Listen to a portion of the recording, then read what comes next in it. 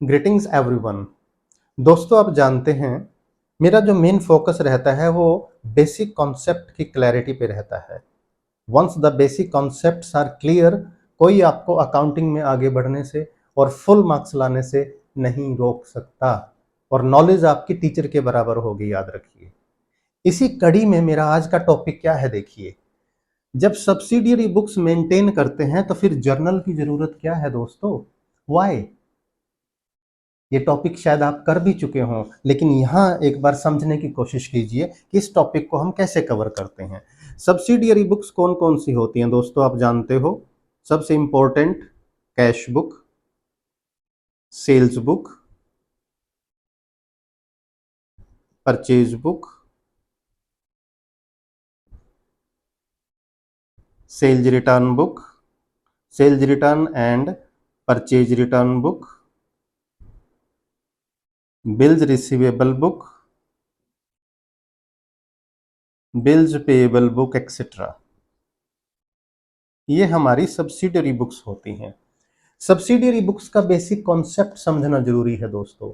जब बिजनेस का साइज बहुत बड़ा हो जाए और कुछ ऐसी स्पेशल ट्रांजैक्शंस होती हैं जो बार बार होती हैं, बहुत ज़्यादा संख्या में होती हैं, जैसे हमारी कैश ट्रांजैक्शंस बहुत हो रही हैं, तो हम क्या करेंगे? हम कैश ट्रांजैक्शंस को जर्नल में रिकॉर्ड करने की बजाय कहाँ रिकॉर्ड करेंगे? कैश बुक में रिकॉर्ड करेंगे।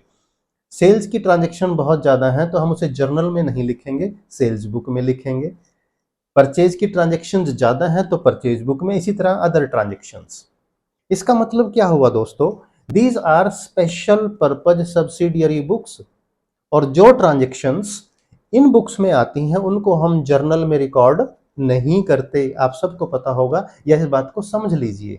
These are special purpose subsidiary books. For example, अगर कोई कैश ट्रांजेक्शन्स है और हम कैश बुक मेंटेन कर रहे हैं तो cash transactions directly cash book में आएगी। एक चीज तो मैं आपको समझा दूं कि these are also books of original entry, यानी ये भी अपने आप में जर्नल ही है दोस्तों।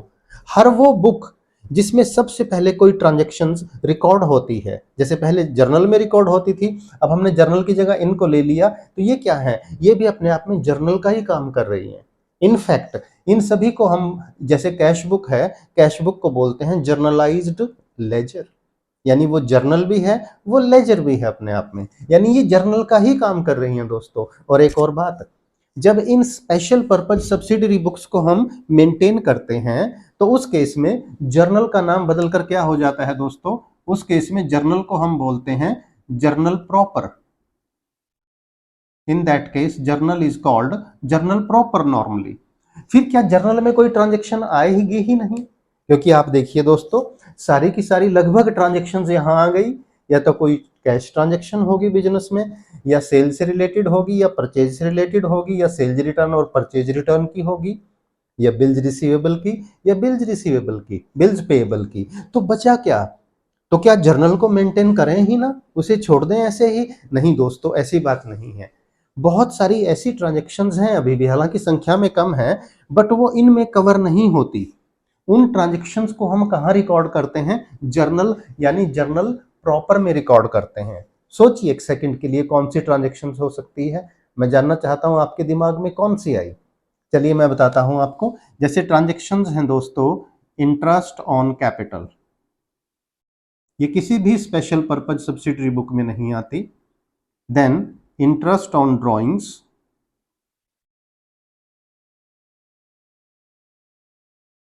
Then depreciation on fixed assets, depreciation on fixed assets,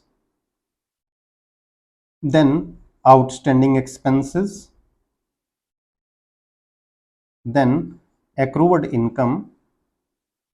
These are few examples where the entries are made directly in journal proper, but these are less in numbers. I again repeat कि जब हम subsidiary books maintain करते हैं तो कुछ special transactions अपनी concerned related book में ही आती है और वो ट्रांजैक्शन जर्नल में नहीं आएगी। तो जर्नल में लिखे जाने वाली ट्रांजैक्शंस की संख्या बहुत कम होगी। जैसे ये फ्यू एग्जांपल्स हैं, और भी होंगे इसके साथ साथ, इनको हम फिर डिस्कस करेंगे जब हम इसमें जर्नल एंट्री कवर करेंगे। तो अब आप समझ गए होंगे दोस्तों, ये बेसिक कॉन्सेप्ट समझना है। अगर आपसे ये एग्जाम में क्वेश्चन आ जाए, कभी कोई टीचर पूछे, या सीए फाउंडेशन में भी आ सकता है, या इससे रिलेटेड क्वेश्चन आ सकते हैं कि जो transactions special purpose subsidiary books में आ गई वो जर्नल में नहीं आएगी, और इस केस में हम जर्नल को जर्नल प्रॉपर बोलते हैं। अगर वहां ये भी क्वेश्चन आ जाए कि इस केस में जर्नल में कौन कौन सी एंट्रीज करेंगे, तो ये ट्रांजेक्शन्स हैं कुछ कुछ जिनकी एंट्री हम उस केस में जर्नल में करेंगे। और भी ट्रांजेक्शन्स आ जाएंगी दोस्तों, जैसे आप चैरिटी करते हो गुड्स की, और कुछ ऐसी ट्रांजेक्शन्स हैं जिनको हम डिस्कस करेंगे लेटर ऑन, वो फिर जर्नल प्रॉपर में आएंगी। बाकी आपके माइंड में कोई ऐसी ट्रांजेक्शन्स आई हो तो मेरे साथ शेयर जरूर कीजिएगा, और इससे रिलेटेड कोई भी आपका डाउट हो तो आप कमेंट बॉक्स में जरूर लिखिएगा, मैं भी आपको रिप्लाई करूंगा। तो चैनल सब्सक्राइब नहीं किया तो सब्सक्राइब करना मत भूलिए दोस्तों, क्योंकि इस कॉमर्स विद डिफरेंस चैनल पर मैंने लगभग 617 या 18 वीडियोस डाल चुका हूं। अगर हम उनमें से कुछ बेसिक से रिलेटेड या सारी वीडियो ढंग से देख लें तो कोई ट्यूशन की जरूरत नहीं होगी दोस्तों। नॉलेज 100% एक्यूरेट और साउंड होगी आपकी। आप एक टीचर से भी मुकाबला कर सकते हो, मुकाबला तो नहीं, यानी एक टीचर के बराबर हो जाओगे आप, और एग्जाम में मार्क्स आपके फुल आने के पूरे चांसेस होंगे, और फाइनली आप कॉन्फिडेंट से भरे होंगे दोस्तों। तो चैनल सब्सक्राइब करें, अपने दोस्तों, अपने फ्रेंड्स, अपने क्लासमेट्स के साथ शेयर करना ना भूलें। Stay connected, improve your knowledge. All the best.